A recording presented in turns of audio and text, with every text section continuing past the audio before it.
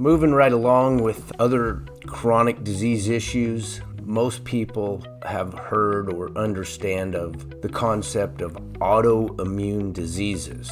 Now, if you're not familiar with that term, it means your body, your immune system is attacking your own body. Now, I'll give you some of the more common examples of autoimmune diseases: rheumatoid arthritis, psoriasis, inflammatory bowel diseases like ulcerative colitis or Crohn's disease. These are all issues where the body develops an immune response to its own tissues. Now, what we commonly see on TV is that there are now these medications. They all end in the last two letters, AB, which is for antibody. These are called monoclonal antibody therapies. Drug companies have developed antibodies that will attack a part of your immune system and remove it, and it's the part of the immune system that's hyperactive in any of these given diseases. It's a pretty simplified explanation, but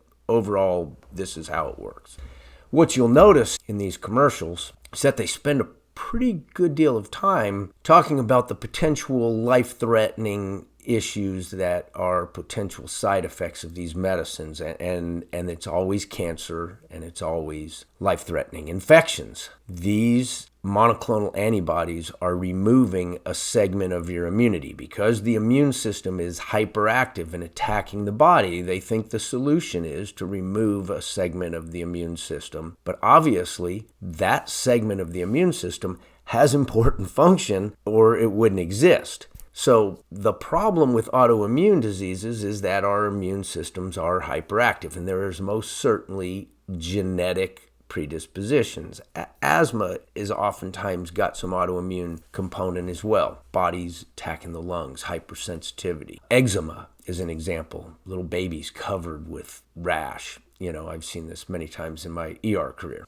My son has pretty bad autoimmune asthma and had eczema when he was young. And since I've studied myself and my genome, I have the genes for it, but I've never displayed asthma. I've never wheezed in my entire life. I've never had a rash in my life other than chicken pox. And when I was about 5, I woke up with German measles. Don't really have much in the way of hypersensitivity. And I know from observation in my son, he was about 2 or 3 when I went out and did Syngenics and realized that a lot of the foods that we ate as a family were basically foods that are inflammatory, okay? Probably contain a lot of proteins that weren't in the ancestral diet, and if they get through a leaky gut and into the body, they're recognized as abnormal, and the body produces antibodies. And one of the conditions that is probably responsible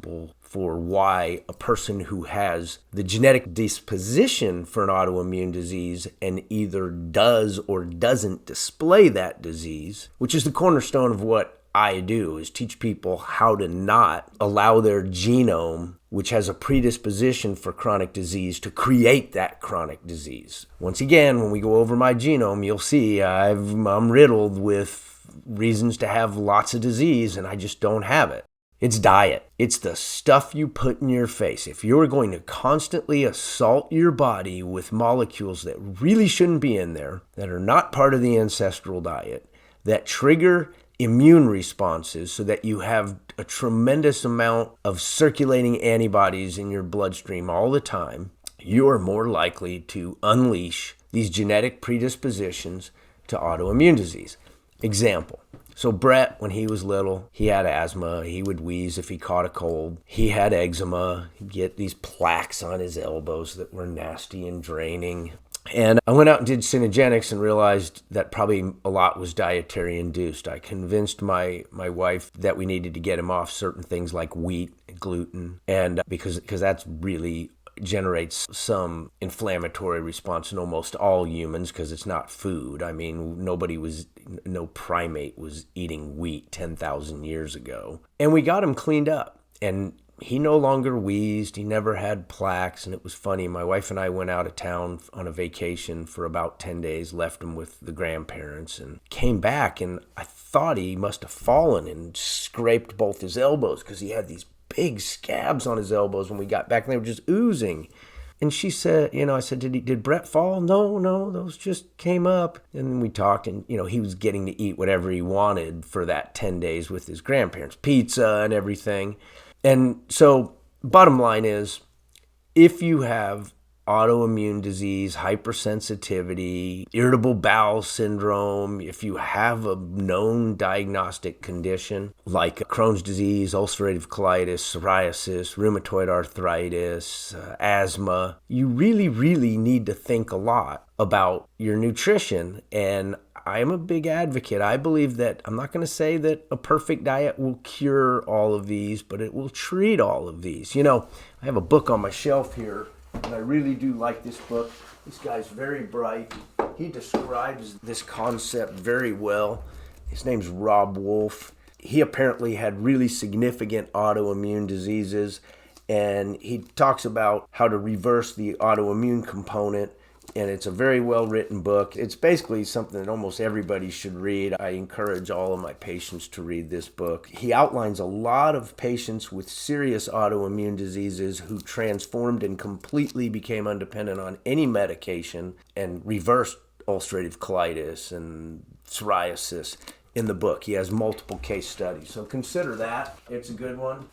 But bottom line is a very simple paleo diet, which is pretty easy to follow. Well, I won't say it's easy to follow. It's easy to understand what it is. Meat, fish, eggs, nuts, seeds, fruits, vegetables. Those are the ancestral things that we consumed and what our body is designed to run on. And if you eliminate all the things that don't fall into those categories, you got a good chance of eliminating a lot of hypersensitivity. Now, I do a lot of food allergy testing. I've tested myself. It's odd. I don't eat any wheat or gluten. It's one of the few things that I still have 2+ IgG antibodies circulating in my system. Almost all other foods, things that I eat very frequently, like nuts and seeds, no sensitivity. Eggs, dairy, no sensitivity. Now, dairy's not ancestral, but I tolerate it other than the lactose portion. So I don't drink milk, but I can do Greek yogurt and stuff that doesn't have a high amount of the carbohydrate in the dairy. Cheese is fine. I don't eat a lot of cheese, but most of that's probably reflective of the fact that my microbiome is very healthy, and that's through my nutrition and through proper supplementation of a high-quality probiotic. But anyways, autoimmune disease is something that can be treated without conventional medicine, or at least I think that should be the starting point. But most clinicians, and I've had several patients in my practice who have had autoimmune disease, and their clinicians are immediately wanting to put them on these monoclonal antibodies, which are quite dangerous. So we will discuss strategies for this as we kind of meander through the how in great detail. But that's a little bit of an explanation so you'll understand what those terms mean and what the basis of those diseases are. A genetic predisposition certainly exists, and then a lifestyle component increases the likelihood of the presence of the disease. All right, well, thanks. I covered that. I hope that helps a little bit. And don't forget, the more you learn, the more you can expect success.